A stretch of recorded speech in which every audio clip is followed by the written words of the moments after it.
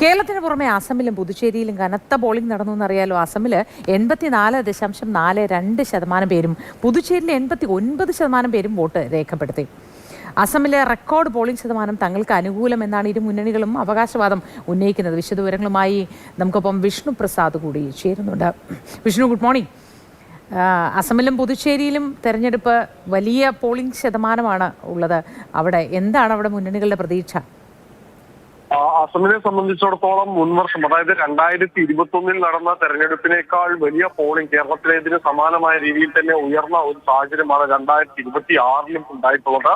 ഇതിൽ ഈ ഉയർന്ന പോളിംഗ് ശതമാനം എന്ന് പറയുന്നത് SIR പട്ടിക പരിഷ്കരിച്ച ശേഷം നടക്കുന്ന പോളിംഗ് ആണ്. ഒപ്പം തന്നെ അസമിൽ വലിയ വലിയ വിഷയങ്ങൾ തന്നെയാണ് BJPക്ക് തലവേദനയായിട്ടുള്ളത്. അതിലൊന്ന് ഈ തേയിലത്തോട്ടത്തിന്റെ തൊഴിലാളികളുമായി ബന്ധപ്പെട്ട വിഷയങ്ങളാണ്. അപ്പോൾ അവിടെ ഒരു വിമാനത്താവളം കൊണ്ടുവരാനുള്ള ശ്രമം സംസ്ഥാന സർക്കാർ നടത്തിയിരുന്നു. നിരവധി പേർക്ക് ജോലി നഷ്ടപ്പെടുന്ന ഒരു സാഹചര്യം ഉണ്ടായിരുന്നു. വലിയ പ്രതിഷേധം ഉണ്ടായിരുന്നു. ഇതിന് പിന്നാലെ നമ്മൾ കണ്ടതാണ് പ്രധാനമന്ത്രി തേയിലത്തോട്ടത്തിലൂടെ എല്ലാം നടന്ന് അവർക്കൊപ്പം തേയിലനുള്ളി എല്ലാം ഉള്ളൊരു ക്യാമ്പയിനിങ് എല്ലാം നമ്മൾ അസമിൽ കണ്ടതാണ്. അതുകൊണ്ട് തന്നെ ഈ ഉയർന്ന പോളിംഗ് ശതമാനം ആർക്ക് അനുകൂലം എന്നത് സംബന്ധിച്ച ഒരു സംശയം ഇപ്പോഴും അസമിൽ നിലനിൽക്കുന്നുണ്ട്. കോൺഗ്രസും പറയുന്നത് തങ്ങൾക്ക് ഇത് വലിയ പ്രതീക്ഷ നൽകുന്നു. കാരണം ഉയർന്ന പോളിംഗ് ശതമാനം സംസ്ഥാന സർക്കാരിനെതിരായ വിധിയെഴുത്താകും, ജനങ്ങൾക്ക് SIR ഉൾപ്പെടെയുള്ള പ്രതിഷേധം അവർ അറിയിക്കുമെന്നാണ് പറഞ്ഞിട്ടുള്ളത്. മാത്രമല്ല അസം നമുക്കറിയാവുന്ന പോലെ ഭൂരിപക്ഷം മുസ്ലിം വോട്ടുകളുള്ള നിരവധി മേഖലകൾ അസമിലുണ്ട്. അപ്പോൾ അവിടങ്ങളിലെല്ലാം തന്നെ ഈ ഗവൺമെന്റിനെതിരായ പ്രതിഷേധം പ്രതിഫലിക്കും. ആന്റി ഇൻകുംബൻസി സംസ്ഥാന സർക്കാരിനുമെതിരെ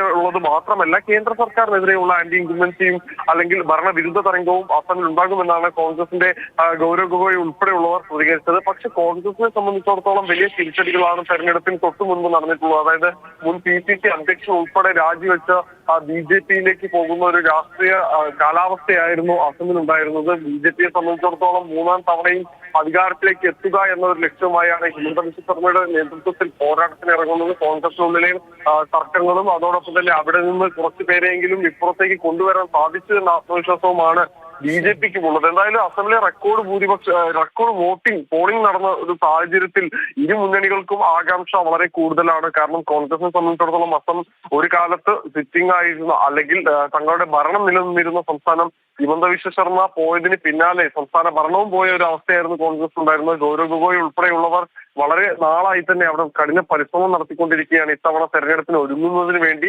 എന്തായാലും ഇതിന്റെ എല്ലാം ഒരു റിസൾട്ട് അറിയാൻ കേരളത്തെ പോലെ തന്നെ ഏകദേശം ഒരു മാസത്തോളം നീണ്ട കാത്തിരിപ്പുണ്ട്. 126 മണ്ഡലങ്ങളാണ് അസമിലുള്ളത്. കേരളത്തിന്റെ അത്രയും ഇല്ല, പക്ഷെ 126 മണ്ഡലങ്ങളുണ്ട്.